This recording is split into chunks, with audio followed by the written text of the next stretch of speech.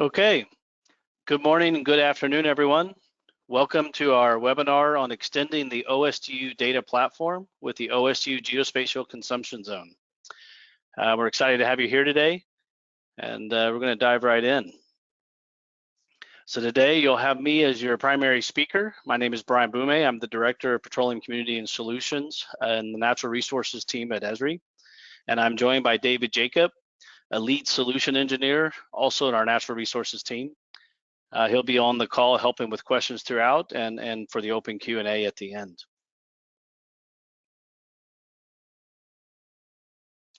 First, a little bit about the webinar logistics. You'll see this control screen on your end. This is going to be recorded. It will be posted online in Esri's video media space after the webinar. It'll be shared with all of you via an email. Throughout the webinar, we encourage you to ask questions as we go. We will answer some of those questions via text in the system, via David, or we'll have them for the end during the open Q&A. But definitely put in your questions as you think of them, and we'll make sure we get to them. If we run out of time, we will compile a follow-up document and send that out to all registrants following the event. Please also note you can switch between telephone and computer speaker audio and adjust your view to kind of full or partial screen. We're going to go off camera today just to keep the screen clean so you have full focus on the webinar material. And with that, let's have a peek at the agenda. So we're going to start with a quick introduction. We're going to talk about the challenges of integrating subsurface data. We're going to kind of kick back and think about OSDU a bit. What is OSDU? We're going to talk about what the geospatial consumption zone is within OSDU. We'll talk a bit about the value story and do a quick demo of how this data may show up inside your maps and apps. And then at the end, we'll have that open question and answer. Again, please put in your questions as we go, and we'll make sure we try to get to those during our time today. So GIS has established itself as a key digital technology platform that really runs end-to-end across the energy value chain. We see GIS showing up in all of these areas of your business, and we have great examples at our conferences and other events where you can see stories from the community sharing great advances in each of these spaces. We don't have time to go into them all today. We're going to be focused a bit on upstream. OSDU does have plans to go beyond upstream in their data coverage, but at the moment it's pretty much focused on wells, seismic, logs, kind of interpretation space, and so we're going to spend a bit more time in that upstream column today. So thinking about geospatial data and analytics in the upstream, it really did start in the exploration space. GIS is a great tool for taking lots of disparate data over large geography areas, often disconnected data, and relating it together by location. And that's one of the big successes, I guess, of GIS in upstream. It then got used with subsurface interpretation, bringing that subsurface data and surface together to plan your developments. And then as it grew, of course, it went into facilities, it went into operations, it went into HSE and response, land management, et cetera. So GIS is important across that whole value chain. And this is one of the key reasons that Esri decided to get involved with OSDU, is we realized the data you're going to manage in OSDU is data that you need to participate in the other work processes you have down that energy value chain. And we want to make sure that that data is available as ready to use spatial data for the rest of your workflow.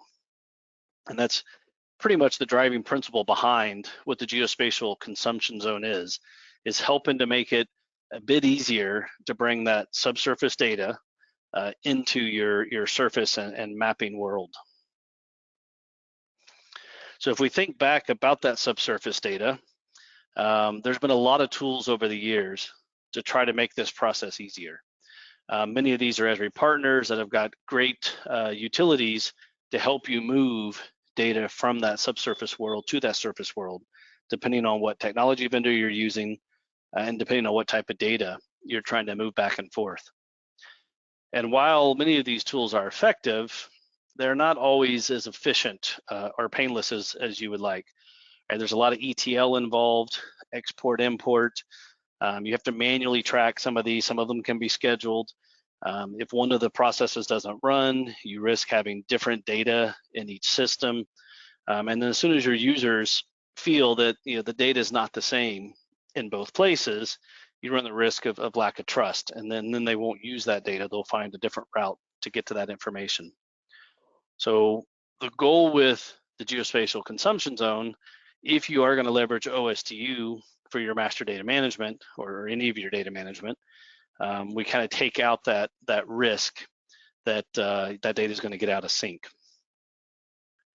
So what is the geospatial consumption zone?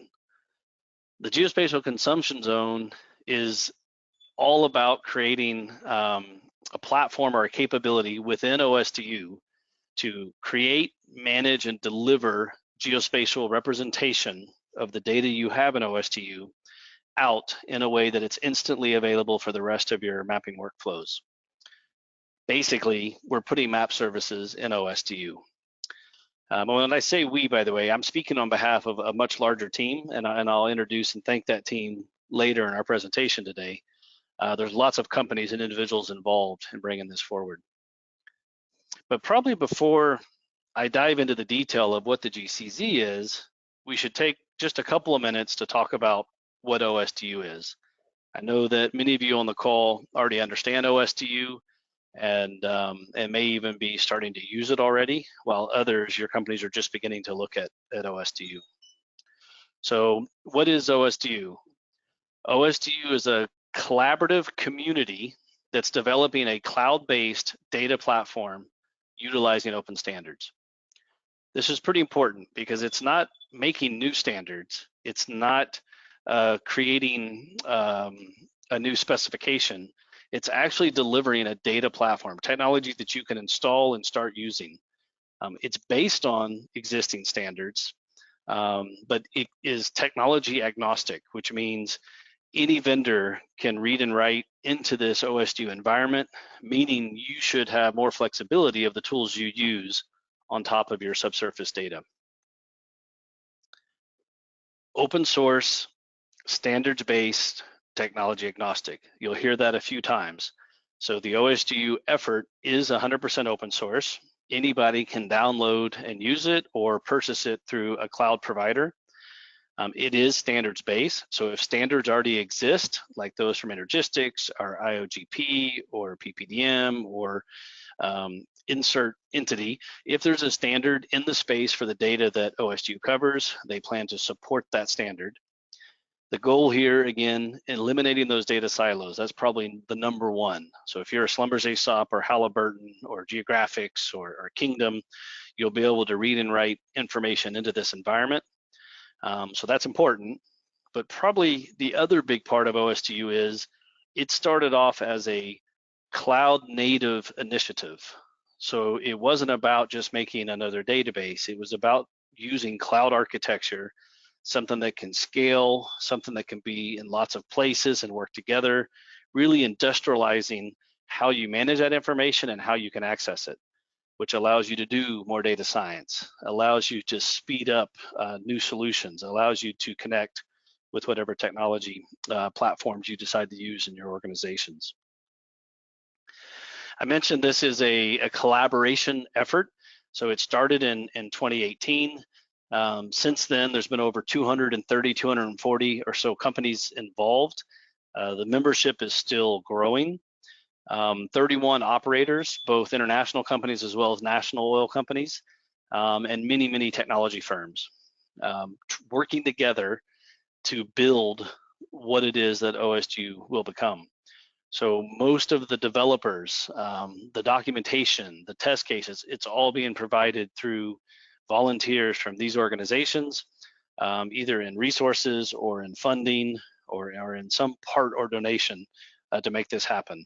Everything we're doing for the GCZ is also a donation to this effort. So Esri is donating both resources and funding, as is many of the other companies involved in the GCZ effort. What does the timeline look like? This all started with a donation from Shell back in 2018. Shell had started developing what they called the Shell Data Universe internally in Shell for their use, and they realized that the approach they took would actually be useful for others. So they decided, let's give this to the industry, and that's when they worked out the arrangement with the Open Group for the Open Group to manage the process of developing this capability, and they donated it. It went through a couple of iterations as it became OSDU, and then Schlumberger came along and also joined in and donated their data environment.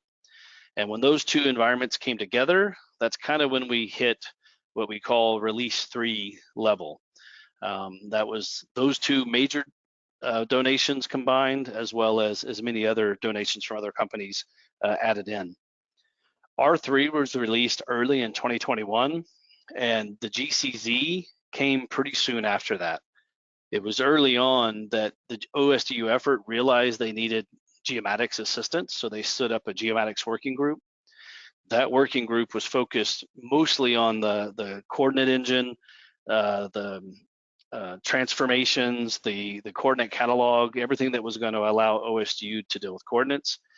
But since that was the spatial team, they were also getting the question of, well, how do I get maps out of OSDU? What's the best way to do this process? And those questions coming in caused that team to suggest maybe this should be part of the OSDU structure.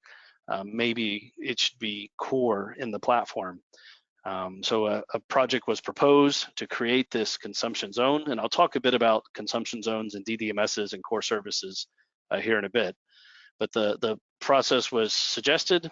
The different teams managing the OSDU process reviewed, and we were approved to move forward as a project. Full development has been going on for about a year. We released the very first edition with milestone 13. The platform is currently working on milestone 17. So we're in our 4th release now.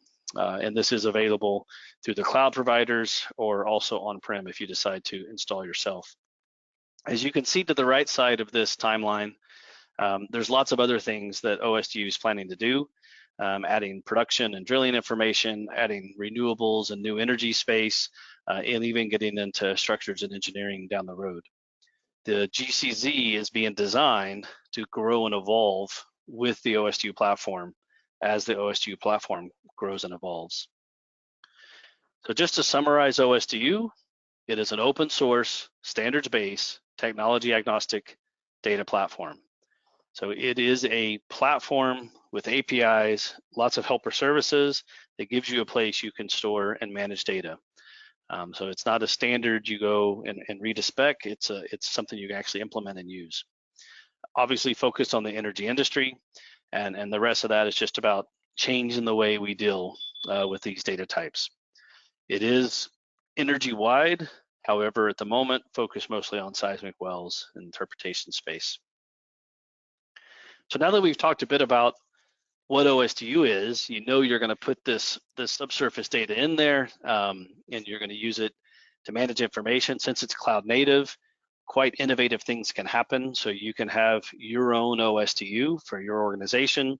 You may attach to a regulator's OSDU to access and share data, or you may attach to a partner's or even a data vendor's OSDU. And the way entitlements work and access works, you can actually register some seismic, say from a seismic vendor, which might actually be sitting in their environment, but registers in your search index so that you know you're entitled and have access to it, but you don't actually have to create a copy of it until you actually need to use that data. So it really changes how you can think about data management, how you can share with vendors and partners and regulators that you do work with for this very complex and heavy and large data across your backend subsurface data management. What the GCZ will do is that list you see on the left. So provide an additional API within the OSDU framework. That API will enable geospatial data layers. It'll expose granular geospatial attributes of that data. It'll allow geographic search on that data. It'll normalize data as required. Since OSDU is not a standard, it can support many standards. There's some work to be done to process that data. And then lastly, properly handle CRS. And this is important because there is most everything in the search index is normalized to a global CRS. However, a lot of data is stored in local coordinates, and we need to be able to handle either or based on the workflow you're trying to achieve. So that was the goals for the effort. And as you see over here in the diagram on the right, this sort of light green area is the components of the GCZ. So there is a geospatial indexer that kind of runs in sync with the search indexer of OSDU. It produces the geometries necessary to make your map services. And then there's a provider, which is based on Esri's COOP open source option that will produce those map services. Those map services are published either as Esri feature services or OGC services, or actually just JSON if you need JSON. So you have flexibility to serve these services out to Esri clients or any other clients you may use map services in. So the Petrels or the Geographics if it's a thick client, or even other web mapping clients. So what does that look like in terms of a high-level architecture? On this diagram, you can see the cloud providers are at the bottom. This is the core, I guess the platform you're going to run on. Between that and the platform core is the service provide interface, and that just allows a single application to run on all those different clouds. On top of that core code, you have all the APIs. So there's a series of generic APIs or core APIs that you interact with the OSDU platform with. And then there's the concept of domain APIs and consumption APIs. Domain APIs are kind of a read-write, almost project store level interaction with OSDU, gives you a little more data capability. So maybe you have an application that's pushing and pulling data in and out of the system more as a project store. Consumption APIs are very different. They're designed to normalize and provide very fast access to quite specific data types. So in our case, it's mapping. That could also be business reporting, dashboarding, data science, anything that you want to normalize data across the various elements stored in OSDU and optimize it for a particular use case. Everything from those APIs down can be purchased through a cloud provider as a platform as a service. You see the applications on top. OSDU is designed to still support commercial development of applications in the energy space. And so all the partners up there that are building on top of the APIs, they can build their applications. They can sell those separate to work on top of your OSDU that you might be hosting yourself or buying through a cloud, or they can actually serve that as a full platform as a service. Much like you may see Schlumberger doing with Delphi, where they're trying to bundle it all together for your company needs. So there's a lot of flexibility in how you can deploy this. Many companies will just choose to take it as a service from a cloud, but there is an option for on-prem, because as you know, some countries have data restrictions, or some companies still manage a lot of this information kind of on their servers that they control. To show this in a little different way, I wanted to show a bit more detail on the platform kind of structure and capabilities. So on the left, you see the core services. These are the services for ingesting data, managing data, understanding that data, indexing that data. In the middle, you got the domains. This is a very long list. This is an aspirational list. These aren't all done yet. At the moment, as I mentioned, it's mostly wellbore, reservoir, seismic, well delivery. I think production is close to ready, which would be production volume kind of data. The rest of these are still kind of in design or in planning. They haven't actually started some of those other DDMSs yet. Then on the right, you have the consumption bit, and the consumption bit is those optimized for use scenarios. So the geospatial consumption zone, that's where we sit, and we're all about optimizing data for very fast map display, map search, map analytics. But that's also where other consumption zones will sit. One of the two that I've heard spoke of is the reporting and dashboards one, and also there's one for data science.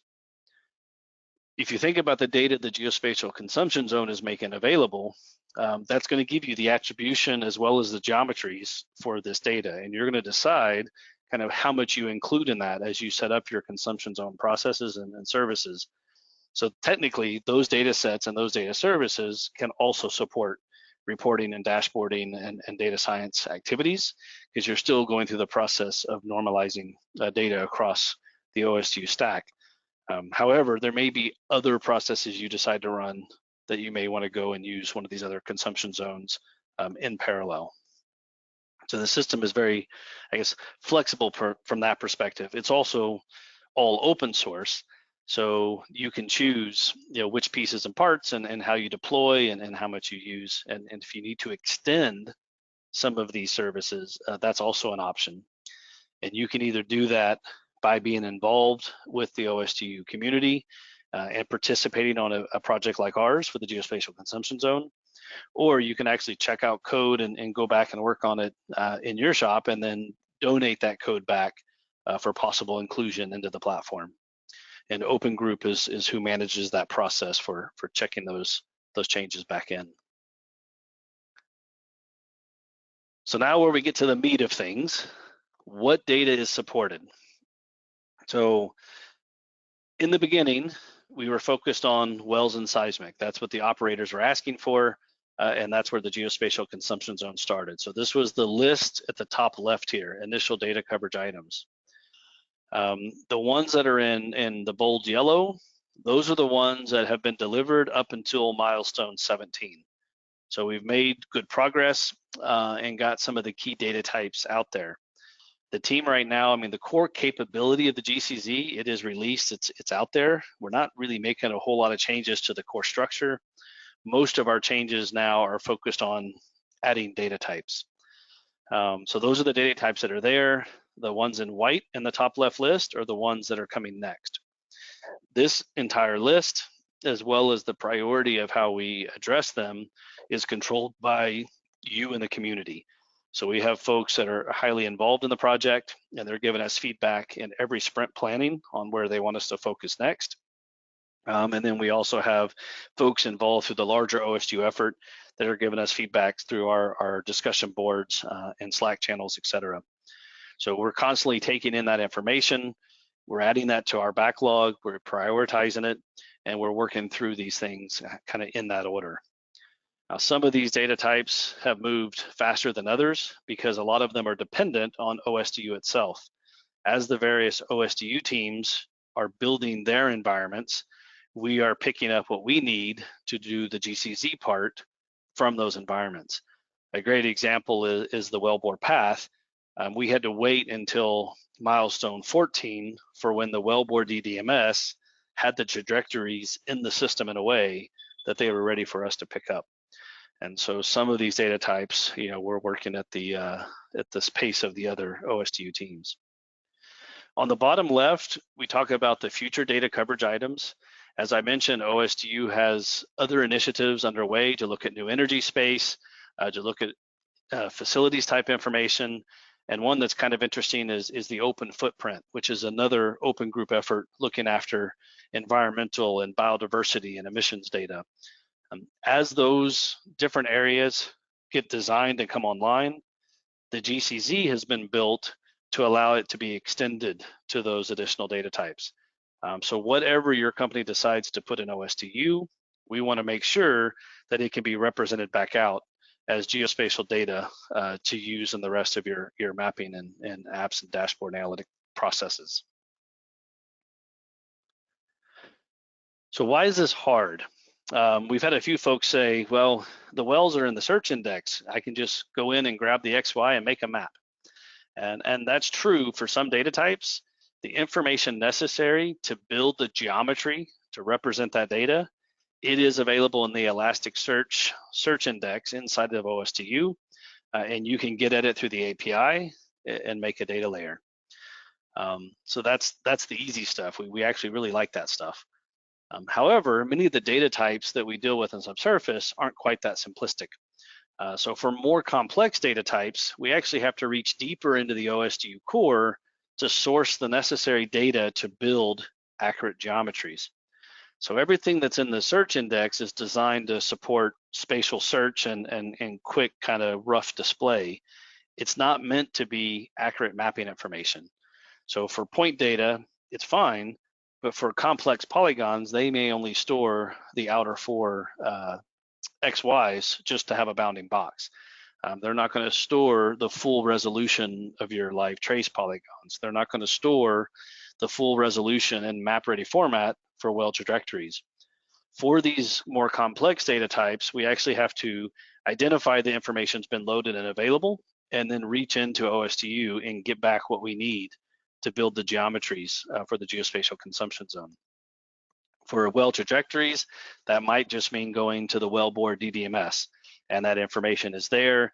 The tools are necessary to read and process that to bring it back out as a 3D line. For other data types like live trace or logs along the 3D line, additional processing is needed to deal with those data types. So for live trace, for instance, there is a place to store this in OSDU, but it's not a requirement to load the seismic to have the live trace available. And so we're going back and forth in conversation with the seismic DDMS team to decide, should our process, create that trace if it's not there, or send a notification that the trace needs to be loaded, or some middle ground of how we deal with that missing trace data. And for logs, this is kind of a unique use case. It's not something that OSDU is going to store. So we're going to take the log information, the top and bottom of the log, and then use the well trajectory to build the representation of that path along the wellbore. And so that's additional processing that the GCZ will do. As new data types come on, each data type has to be looked at through these kind of lenses to decide how exactly we'll progress and work that particular data type. The GCZ is being designed to where you will, as an end user organization, if you're using this, you can actually make changes to those mappings. You can actually add new data types or change the attributes you're showing for data types. You'll be able to set up what data you capture through the transformer, and you also have some control over what data you put in the provider to make the map service. So some companies, they want all the attributes, and they'll deal with it on the client side, what they expose to an end user. Other companies wanted control over, well, I really only want to put out these 10 attributes because they have a very specific use case of how they want to serve their data. And so that option is there as well. So why is this important? Everybody understands maps are important. I had a great quote a couple weeks back at an event we were at where an explorationist said, if it's not on the map, it doesn't exist. A lot of our exploration and subsurface communities, they look to a map to find out what data is available. And if the data is not there, they don't know it exists. They're not going to go search somewhere else. So getting this data on a map is important. Why is it important for our GIS and geospatial folks? Well, it's because we manage a whole lot of other data, that's never going to make its way into OSDU. And we need that OSDU data and all this other data to show up together. This might be to support our exploration, our access, our permitting, our engineering design phases, or it may be further down the value chain when we're actually operating that facility or dealing with HSE on that facility, or even all the way out to moving off that facility. So we want the OSDU data to stay where you decide to master it, and we want to make it available live as a map service off that data. Take away those synchronization challenges, take away those potential out of date or issues with not everything's covered challenges, and have it published so that it sits right live with all these other data types that you're managing. All these other data types are managed different because they come in a whole variety of formats. So one of the things that Esri worked really hard to do is make sure that ArcGIS can handle a lot of these standard formats for geospatial data. And these formats continue to evolve, right? We got LiDAR data now, we got multidimensional data, we've got big data, we have graph databases now through the ArcGIS knowledge stack. So all these new data types that come along, Esri works to be able to connect to and understand them so that you can have those data types participate in your maps, in your apps, in your analytics. So adding OSDU to this mix, it was just a no-brainer. We want to make sure that's there, and that's why we're donating the time and energy that we're putting into OSDU is to make sure that OSDU is map enabled right in the core. So when your company installs OSDU and sets up all the processes, the GCZ will be there and can run to create these map services within your environment. So to us, it's almost like another data type supported. If this works as designed and you have access to all this information, you now have this data from OSDU ready to use in any map, app, or dashboard that you're going to create. So I want to show maybe what that would look like, at least a concept. So we've created a no-code ArcGIS Experience Builder application that's using data from our OSDU dev environment. And we're going to kind of show you what this would look like for an end user. So this is my app. And for those geospatial people on the phone, you'll see up here in the URL, it is an Experience Builder app. We've just tried to make it a bit pretty here. So I got my selection, I have my data marketplace. So I'm looking for data in my company. I click on the North Sea, and that brings up this browse interface. This browse interface immediately gives me access to well data from my project database, well data from my corporate, license information, pipelines, facilities, and you'll also see over here on the right, the OSDU master wells. So this is all of my data for the North Sea coming from multiple sources. One from my GCZ environment, one from my regulator, one from my corporate instance, et cetera, because you're always going to have multiple sources of information. I can zoom in on this area here and I can interact with this data, and all of my information is updating in real time. So whatever I decide to look at, I'm getting the full picture. You know, the data is on the map to support my subsurface workflows. But let's say I want to dig a little deeper. I want to search for something quite specific. So now I have a search button. And for those that recognize that loading screen, this is actually a web app builder app. I've wrapped that web app builder app inside my marketplace app, which is actually an experience builder. So to the end user, they still feel like they're using one app, but I've actually brought the two together because I needed a very specific widget from web app builder to do my next step of my process here. So as I move around, you see I still have my summaries, and I can go and I can blow up these summaries and see more detail about each of these items. So 11,000 items, that's a lot of data. And here's my data, and I can click through and it'll show me where that is and allow me to interact with it. But I actually want to go to a very specific location. So I'm going to use my filter tool, and I'm going to go to the Volve field, which is in the North Sea. This is where a lot of our sample data provided by the Open Group is located for the purpose of development of the GCZ. We also have a lot of data off of Netherlands that we use. So here's my field of interest, and let's say I have a near field exploration opportunity. We're thinking we're going to drop a new exploratory well just west of this field. I click just west of this field, and now I'm using we call it the areas of interest button, but this is also used for emergency management quite often, to go and query against all of those data sets, whether they're on-prem, coming from the geospatial consumption zone, or coming from the government. And I can quickly see I don't have any OSDU master wells, because those are actually down in the Netherlands space, but I have all the facilities that's coming from my company, the pipelines, any pipelines I might want to tie into, and all the license information that's actually coming from the government, or even the seismic information that the government has. And each of these has actually been integrated back to those fact pages, and this is in Norway water, and I can click and bring up that further information about that specific item.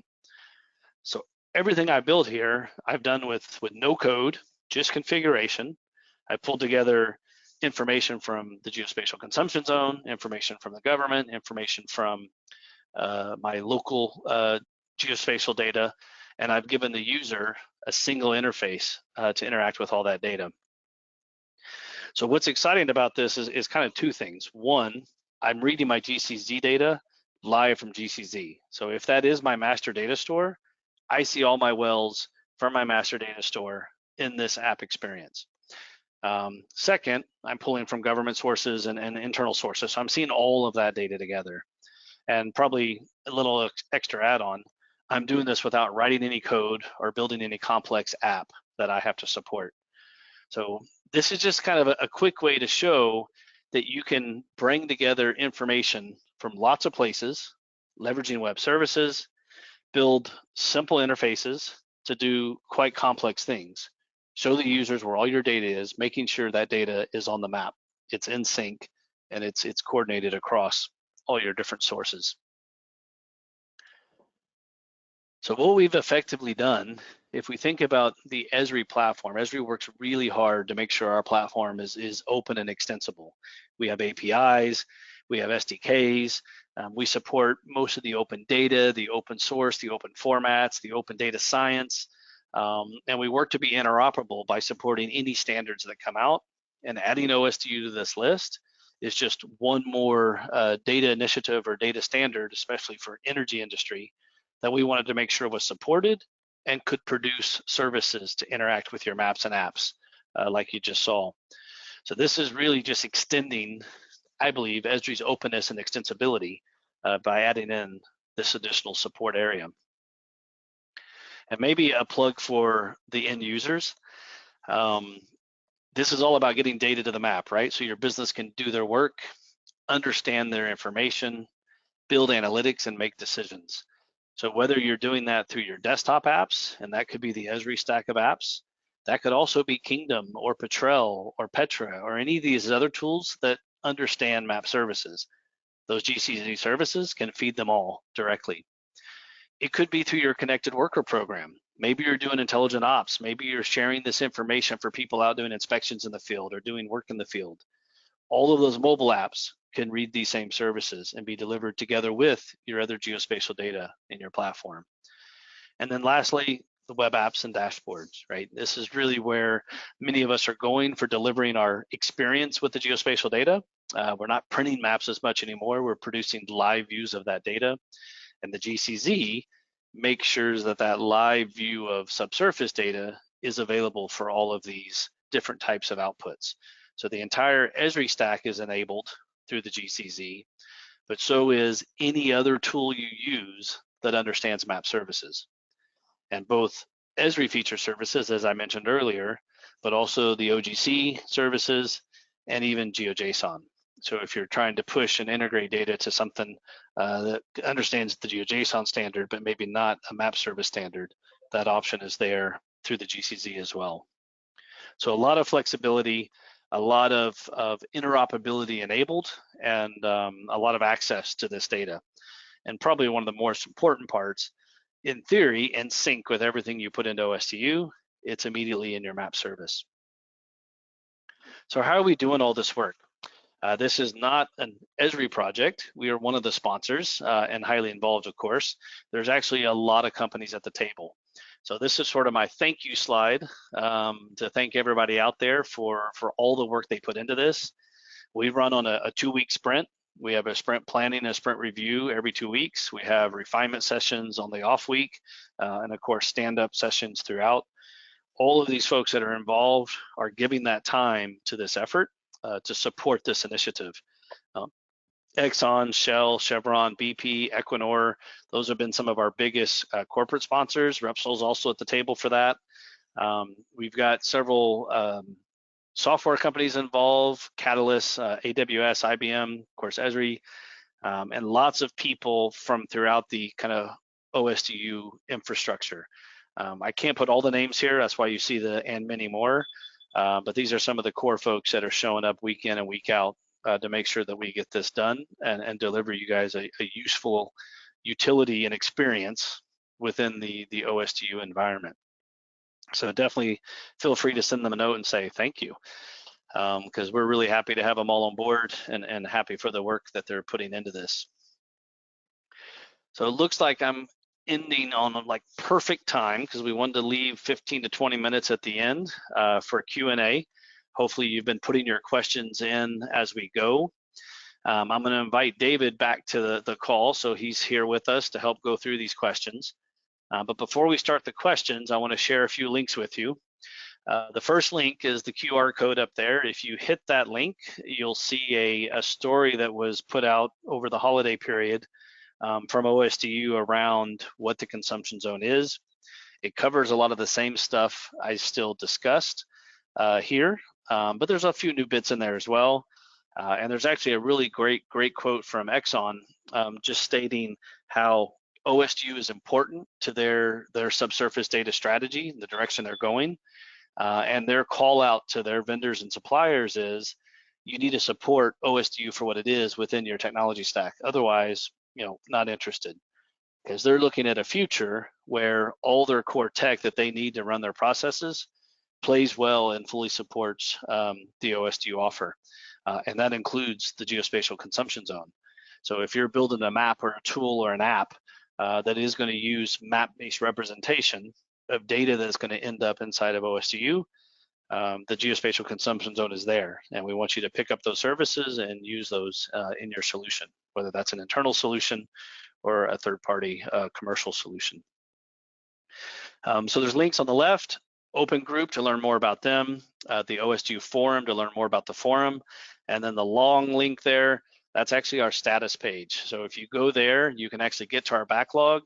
You can see what the team's working on week in and week out. And if you want to join the calls, there's information there on how to join those calls. If your company is an OSDU member, everybody is welcome. Many of you are member companies. And so if you're not sure if you're a member company, if you go to that osduforum.org and look at the current members list, I think it's on the first drop down, you'll see if your company's listed there. If you are listed, then you can request an OSDU login and have full access to everything going on behind the scenes in OSDU, including the geospatial consumption zone. And then lastly, I've provided my email and David's email. You can reach out to either one of us directly, and we'll try to answer any questions you may have if you don't think of that question today. But with that, David, I think you're going to join me back. We can throw cameras on here so everyone can see that we're real people and here to try to answer some questions. And what's our first question, David? Yeah, Brian, thanks. Before I read the first question, just wanted to introduce myself. I'm David Jacob. I'm lead solution engineer on the natural resources team here at Esri, and I've been for the past 2 decades focusing on promoting WebGIS in the upstream industry. So excited to join the GCZ project as a technical coordinator. So with that, I'll read off the first question we have. So will the GCZ work with local project coordinates? Great question. I think I referenced it, but probably glazed over it. So within the OSDU framework, they have their own coordinate handling service. Everything the GCZ does uses that service. So however your data is handled, it'll be handled in the same way, regardless if it's for a different OSDU process or for the GCZ process. For step 1 of the GCZ, we are focused on that kind of global normalized view, which also means global normalized projection. But the tool has been designed to where you can also run a local coordinate spatial layer as well. So yes, you would be able to choose a local project CRS to produce some spatial layers that may serve a specific project choice. That would be a decision you make when you set up the transformer. So great question. Okay. Next one we have, will this project manage other geospatial data for our users? That's a great question. So the OSDU is designed to handle subsurface data. And as time goes on, they will pick up other data types, but most of these data types tend to be quite complex, kind of structured data. It's really not designed to handle geospatial data. So the consumption zone architecture by default is a read-only architecture out of OSDU. So the consumption zone is more about getting spatial data out of OSDU, not putting spatial data into OSDU. If you're familiar with OSDU, there is support for GeoJSON within OSDU, so there is a possibility that you can put some geospatial data in OSDU. I know there's some master data processes that are used for kind of geo context or geo lookups where that might be required. But that's all based on GeoJSON. And GeoJSON is more of a transfer standard than a storage standard. So it's really not designed for very large, very complex geometries. It's designed for quite simple shapes. So it's really not a medium where you would put spatial data in. That's why the consumption zone was actually built, because the performance of some of that GeoJSON coming out, it just wasn't fast enough to serve even basic mapping purposes. So what companies are doing as they use those geo context, they're actually simplifying or decimating that data to make it more simple features to keep their performance up. But what that does is it creates a data set you don't want people to use for mapping. And so the consumption zone solves that by allowing you to store geospatial at full resolution and still get the performance you need for map services and map analytics. So I know that was a long answer, apologies. It's not about putting spatial data in, it's actually about getting that spatial representation of data out for the data types that will be stored in OSDU. Good question. So another question we have, does this change anything about how ArcGIS Enterprise is deployed? Great question. So absolutely not. All those other data types I talked about and all those other different formats you already have to manage, that will stay the same. What it will change is potentially a lot of ETL or processing that you do today to get wells or seismic out of your master system and into your geospatial stack. In theory, you won't have to do that anymore because that data will just be there as part of OSDU. You'll just take those service endpoints and you'll register them with your portal. And now that data is just there to participate in your portal straight off of OSDU. Could you take that data and still put it into your enterprise? You could, but then you're right back to making copies and managing separate services, and what we've all done for many, many years. So what the pattern we think we're going to see is that people will have their ArcGIS Enterprise still up and running, serving out all those other data types that support the upstream business, and your OSDU will provide the geospatial consumption zone for those data types that are specific inside of the OSDU framework. And so we see these two things working in parallel, and they don't even have to be in the same place. So in the demo I gave you, the OSDU data was actually coming from a map service sitting out in an IBM development environment probably even on a different continent. I'm not actually sure where their development cloud is, whereas the other data was coming from both ArcGIS Online and through other data we manage. So it can come from lots of different places and come together at that service level. So good question. Another question, any plans for incorporating Azure Cloud? Great question. So there's 4 cloud providers that are involved with OSDU, Microsoft Azure, AWS, IBM, and Google. IBM and Google were the first 2 to pick up support for the GCZ. Those were pretty quick, right away around M13, M14. AWS is picking it up, I believe it was M16, and Microsoft has told us it'll be M17, potentially M18. So the difference there is each cloud has their choice at what pace they pick up the different modules of OSDU. It has been out there and publicly available since M13. We have customers that are running in Azure that have downloaded it and just started using it without waiting for the cloud provider to do their part. So it just depends on how your OSDU is involved. It will run in Azure now. If you're managing your OSDU environment in Azure, you can go to the OSDU website, you can pull down what you need to install and configure this, and you can start running today. If you're waiting for a Microsoft managed OSDU, then you should get that either at M17 or M18. Microsoft hasn't nailed down the exact one, but very, very soon, because I think M17 rolls this week or next, and the next milestone is just, I think, 4 weeks after that. So it's a pretty fast cycle. So yes, we will be on the Azure cloud. Short answer. Sorry. Another, I think, a good question is, how does this compare with automation processes many companies already have in place for data flows? Okay, so that's coming back to that kind of same concept as the enterprise. So many companies, myself included, when I worked for oil and gas, we set up very complex FME jobs and scripts that would pull data from the various subsurface stores we had, process that data, conflate it from all the sources, and then produce sort of a master view. that worked, but it was, lots of moving parts, right? Lots of things that could fail. If one of those steps were missed, I might not have my data up to sync and current. So what this will do, if you are using OSDU as your master and you're checking in all your project data to your master, so in your company, you feel your master is your full set of wells, your full set of seismic, your full set of logs, your full set of interpretations, then those map services representing those data types will just be available through OSDU. So you won't have to do any of the ETL or work processes that you may have done in the past to make that data available.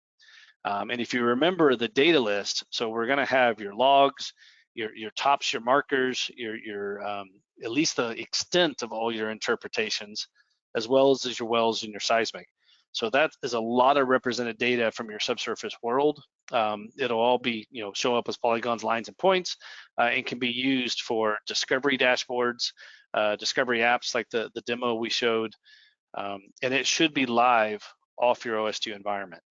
So we're hoping that this is going to take out a lot of the complexity of those processes that these teams used to run. And when we were designing the workflow, a lot of those companies I mentioned, they were involved at the seat, and that was their goal, right? They wanted to get rid of all of these manual processes and procedures that could go wrong or could break along the way, or that they had to continually update as the different technologies updated, and replace that with just map service. And now that map service is just there, and you don't need to worry about it when you update your enterprise. You don't need to worry about it when you update your pro. It's just the service is just running. So long answer is, again, apologies. Oh, good. So one more question. What are the options if we wanted to run it locally in our network? Perfect. So from what I understand, there are companies that have fully run this local on their own servers. But the one I've heard the most about is something called IBM Redshift, which is one of the cloud providers involved. They have the ability to this Redshift, and I'm not an expert on this, so you'll have to do your own research. But basically, they can deploy like a mini cloud on your server. And so it's like running in the cloud, but you're actually running on-prem. And they've certified that environment with OSDU. So if you go to them, you can actually just get an install that throws right down on your on-prem environment. And I know this is supported because it's come up in several of the OSDU calls. There are certain countries with data residency laws where the data can't leave the country. And if you don't have a cloud server farm in that country, then obviously you can't use the cloud options. And then there are some companies that still just want certain data types, kind of in their control. So you can either use the IBM Redshift, or I think there's some information on the OSDU forum site. Maybe we can look that up, David, and add it in the follow-up notes, specifically links for that information. Okay.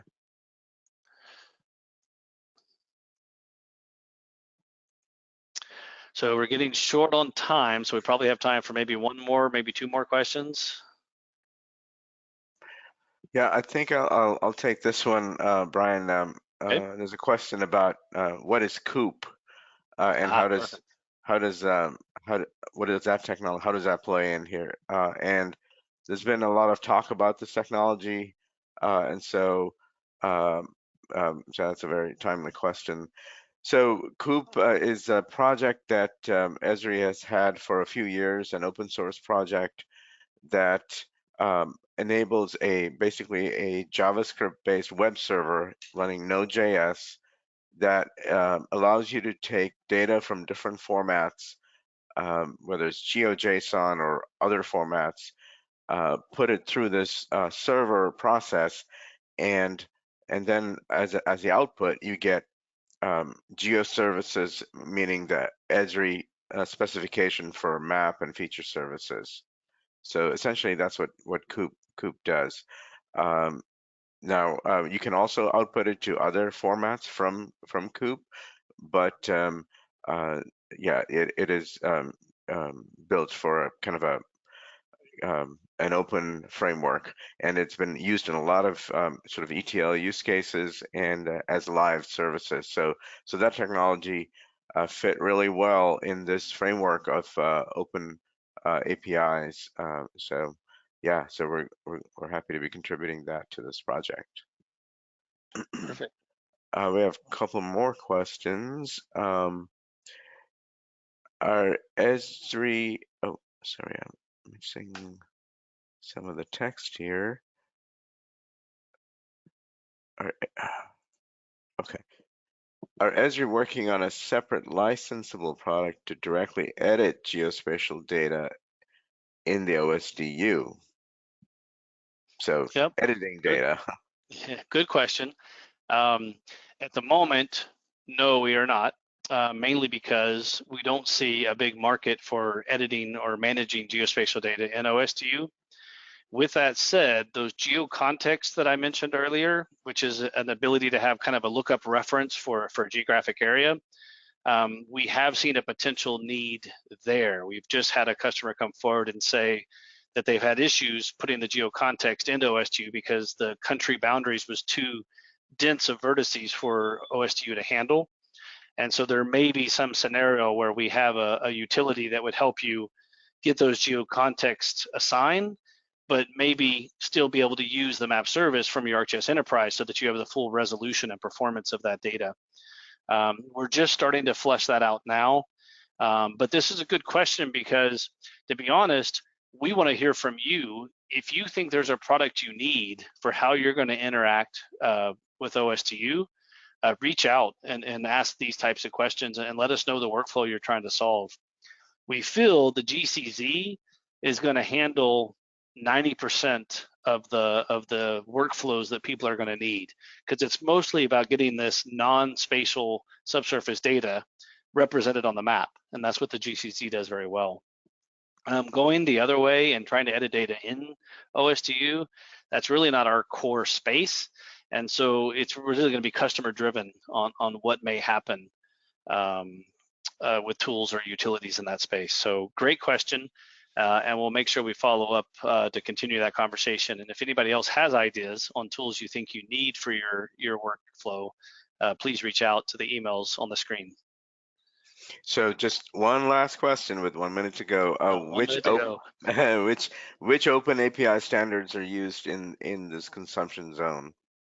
Yep. So the two main standards are the GeoJSON and the OGC, WMS, and WFS. We also support the Esri feature service. So all four are coming out of that same provider that David just went through, the COOP solution. And so, but it's OGC and GeoJSON as those two standards. Yep. And that leaves us with 30 seconds. So I think we did well, David. I think so. Congratulations. I want to thank everybody for joining us. Hopefully we demystified some of the details behind the GCZ. This will be recorded and posted, and we will follow up with information on how to get to that recording. We'll also take any questions we didn't get to and include those in a summary note and get that out to you as well. At any time, obviously reach out to David and I. We're both involved in this initiative and working to support it. And yeah, we'd love to have you participate in the effort because it's definitely community driven and it's going to be exciting to see where it heads. So thank you for joining today, and everybody have a good rest of your day.